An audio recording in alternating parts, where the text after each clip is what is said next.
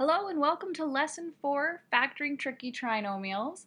I think it's time to put the tricky trinomials on notice because by the time we're done here, we'll just be calling them take a little longer than usual trinomials. And so that's my hope. They're trinomials in the form ax squared plus bx plus c where a is not equal to 1. So normally you're used to seeing simple trinomials where you just see x squared plus bx plus c where the a is just a value of 1, so you don't see that coefficient. But there are a few different methods you can use to factor tricky trinomials. There's decomposition, there's the box method, but this lesson we're going to focus on systematic trial and error because it is probably the quickest one once you get really good at it. So let's take a look at the first example. I've sort of left a lot of space here so we can do some thinking. We know that when we're looking at a trinomial, if we imagine that we can go back in time to when there were two binomials being multiplied to make that, we know that the FOIL in FOIL is that you do the first times the first. Okay, so the first ones get you the first. And you do the last one times the other last one in your binomials. That gets you the last. But then the two outer and two inner, or second times the first and first times the second, you'll end up with two terms that are like terms that you add together to get this middle term where you've got this BX term or this linear term. So what we need to do is when we look at a tricky trinomial, we just need to work backwards and say, okay, so I'm looking at the factor that, or the different factors that could multiply to make up the number 2. So it's going to be 2 and 1. Basically, those are only choices here. And if we look at the number 5, we say, well, the only factors that multiply to 5 are 5 and 1. So I like to set it up two ways. I like to say, all right, well, I know that the first two have to be 2 and 1, and that the last two are either going to be 5 and 1, like this, so the 2 goes with the 5 and the 1 goes with the 1, or it'll be 1 and 5, so the 2 goes with the 1 and the 1 goes with the 5. Okay, and what I've drawn around brackets here, that would be your binomial, so it would be like 2x plus 1 and x plus 5 kind of thing. So the way that we check it, once we've substituted these in and we create this little box, we do 2 times 1 gives you 2, okay, and that's like the first times the second, and then the second times the first, so because we do our 1 times 5 gets you 5. And we say, all right, if I've got a 5 and a 2, those would be the coefficients on the two terms that we'd combine, those like terms, that would make positive 11. So is there any way that I can add or subtract any combination of 5 and 2, positive and negative, and make 11? And you can't. So if we come over here now and say, okay, so maybe it wasn't the 2 with the 5 and the 1 with the 1. Maybe it was the 2 with the 1 and the 1 with the 5. So when you do the 2 times 5 gets you 10, and 1 times 1 gets you 1, then we say, all right, well, using 1 and 10, is there any way that I can create positive 11? If these are the two coefficients on the x's in the middle that we combine to make this term, this plus 11x. And yeah, sure we can if we just make them both positive. So what that means for us is that there's a little plus sign here in front of this one, little plus sign here in front of this 5. So we take the 2x plus 1, and we make that the first binomial. And then we take the 1x plus 5, and that gets us the second binomial. And then what I want us to do, and especially when you do your mastery test because you want to make sure that you get perfect on everything, is that you expand it out to check. So we know that the first times the first gets you the first, so the 2 times the 1 will get you the 2, and that's exactly what we need. And we know that the last times the last will get you the last. So those are the ones we weren't worried about. We already knew that 2 and 1 and 5 and 1, or 2 and 1 and 1 and 5, those would be the right values. We just weren't sure whether the 1 went in here and the 5 here, or the other way around. The 5 was with the 2 and the 1 was here with this 1. So once we've expanded it out, yeah, sure, 2x squared plus 10x plus 1x plus 5, oh, perfect. That's just what we thought we would get, and that's really just what we were looking at here. Okay, so when we do this little bookkeeping method, as your grade 10 teacher might have called it, this allows us to try out different combinations of binomials in the brackets and see which combinations will yield values that we could actually combine and make that linear term out of. So let's put this one into action and try a few more examples. That might not be perfectly clear until we do some more together. So let's have a look at example B. These first ones that we look at, we're going to look at, just to get us started a little more easily, where all the a values are prime numbers, so they are only factors of themselves in 1, just so we don't get too crazy. So again, we know that the a value is 2 and the c value is 2, and we know that you multiply to get 2 using 2 and 1. So what I would say is let's take the first value, 2 and 1, and I'm going to write it twice the same way. And then this second one could either be 2 and 1 or 1 and 2, okay? Because we're playing with combinations inside the brackets. If we do 2 times 1 gets us 2, 2 times 1 gets us 2, then I think, is there any way I could get two 2's and combine them with any positives and negatives to make positive 5? And you can't do it, so we're going to cross that one out. That one's no good. But rather, 2 times 2 gets you 4, and 1 times 1 gets you 1. And is there any way we could make 1 and 4 and turn it into positive 5? Well, sure, yeah, you make them both positive. So that means that this is a little plus 1 and this is a little plus 2. So that one binomial is going to be 2x plus 1. And then the other binomial is going to be x plus 2.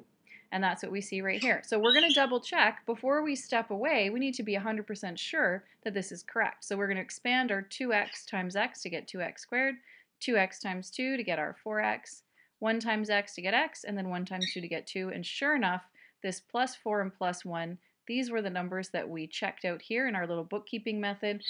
This was the right combination of crisscross, the FOIL, the O and I in FOIL. So the 2 and the 1 went together and the 1 and the 2 went together just like this. So we know we did that right. Let's have a look at C. So we know that the first two numbers multiply to 3, so I'm going to write my 3 and 1. And then again, the last two numbers will multiply to an absolute value of 5. We'll look at the negative in a minute. But so it can either be 1 and 5, so the 3 and 1 are together, or it could be 5 and 1, and the 3 and the 5 are together. So again, we do a little trial. 3 times 5 is 15, 1 times 1 is 1. And using a 1 and a 15 and just adding and subtracting, is there any way we can make positive 2? We decide no, we can't, so that's definitely not the combination.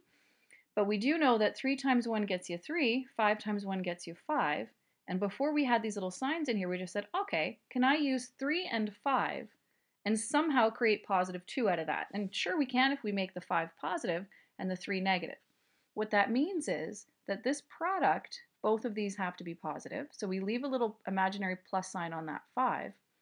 But that to create negative 3, we needed one of these to be negative. Now what we're going to do is we're going to choose to always keep the first term of the binomials positive. So that means that if we need this 3 to be negative, we're not going to make this 3 the negative. We'll make the 1 the negative. What that means is that in the first bracket, the first binomial will be 3x plus 5. And then the second binomial will be 1x minus 1, or just x minus 1. Okay? So now, again, do a double check, expand it out, simplify it, and we get exactly what we started with. So we 100% know that we got that right. Right. For D, we're going to do the same thing. We're going to take our 3 and 1 that multiply to make 3. And then 4 could be 2 and 2, 4 and 1, or even 1 and 4, right? So there are kind of 3 methods that we can try out here. You can write all 3 of them out, or you can just start working through them until you get to the one that works. I wrote the first one out and did the 6 and the 2 and realized there's no way I can combine 6 and 2 to make negative 1, so that one was a no-go. But when I did the 3 and the 4, I realized, oh, okay, using 3 and 4, I can make negative 1 by making the 4 negative and the 3 positive. And by that logic, that means that that value has to be negative there, and that these both have to be positive. So we end up with 3x minus 4 and x plus 1. And we do our double check, and we're good to go. We know we got that right. 5x squared minus 22x plus 8. So the 5 is going to be 5 and 1, and the 8 could either be 8 and 1, or 1 and 8, or 2 and 4, or 4 and 2, right? So if we keep the 5 and the 1 always in the same configuration, when we're testing out all the other configurations for the last two values, then we're minimizing the number of possibilities. So in this case, there would just be 4 to test. I got lucky. The first one that I tested turned out to be right. So I picked the 5 and 1 and the 2 and 4. And when I did 5 times 4, I got 20. 2 times 1, I got 2. I remember the signs weren't in there. When I first did this, there was just a 2 and a 20 there. So I say, all right, how can I take 2 and 20 and combine them somehow make negative 22? And sure you can if you make them both negative. They certainly do combine to make negative 22. So if this 2 needs to be a negative, that means that that second term in the binomial should be a negative 2. And if this 20 needs to be a negative, then there it is. That 4 is going to be the negative. So then that 5x minus 2 is the first binomial, and x minus 4 is your second binomial. And again, expand it out, double check, looks really good. We know we got it right. We're going to do a few more. These ones are where the first value, where the a value is not a prime number. which means that there are going to be more combinations, more possible combinations to get that. One thing to note, that when you look at your trinomial and you're trying first in your mind, you're thinking, can I common factor this to somehow make it less tricky? And if you can't common factor this, what that means is that when you're trying these out, that these pairs should also not be common factorable. So the reason I did 6 and 1 and then 1 and 4 instead of 6 and 1 and 4 and 1 is that the 6 and the 4 would have a common factor of 2, which means that I couldn't have 6x plus 4 in the brackets because I'd be able to common factor the 2 out. So if you can't common factor the trinomial, then you also shouldn't be able to common factor any of your binomials. And this will just speed up the testing time that it takes you to try out all these different values. So I did the 6 times 4 to get 24, 1 times 1 to get 1. I can't make negative 11 out of 1 and 24, no matter how hard I try. So I decide, okay, well, let's keep the 1 and 4 this time, and I'm going to, instead of 6 and 1, I'll do 2 and 3. So 2 times 4 is 8, 3 times 1 is 3, and I can make 8 and 3 into negative 11 by making them both negative. So I put the negative on both of the second terms in the binomials, and then get with 2x minus 1 and 3x minus 4. Okay. I left space here because you're going to be checking each one of these. Once we go through and factor them, just to get practice, go back through and double check them.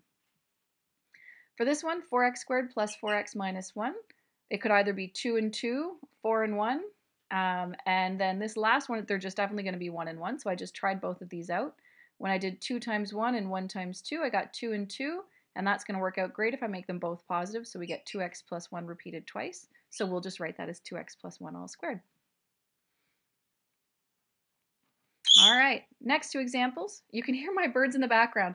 In a few of the other lessons, they were quiet enough that they were just making tiny little beeps as we were going along, but apparently tonight they're excited. Like I said, tricky trinomials, you are on notice. Soon you're just going to take a little longer than usual trinomials, and my two parrots definitely seem to agree. They're put on notice anyway. So 9x squared plus 3x minus 2. The 9 is not prime. It could be 3 and 3 or 9 and 1. The 2 is just 2 and 1, so we can try different combinations. 9 and 1, 2 and 1, or 9 and 1, 1 and 2, or 3 and 3, 2 and 1, or 3 and 3, 1 and 2. I didn't have to go that far. These ones did not work, but this one did work. I can see that I can take 6 and 3 and somehow make positive 3 out of that by making the 6 positive and the 3 negative. So since the 3 needs to be negative, this product here, I'm going to put the negative in front of the 1. So we get 3x plus 2, 3x minus 1, and we're looking pretty good. The next one, 4x squared minus 8x plus or minus 5. Again, tried out a few different combinations, 4 and 1 and 2 and 2, and then 5 and 1 and 1 and 5.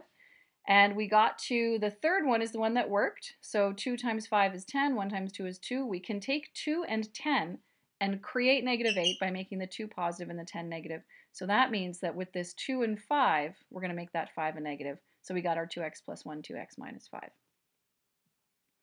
In these next four examples, I'm not going to talk you through them too heavily, just to show you that these ones say factor these trinomials completely. And all that means is that you're going to factor it once, and then once you've done a little bit of factoring, you may have to look again to do more.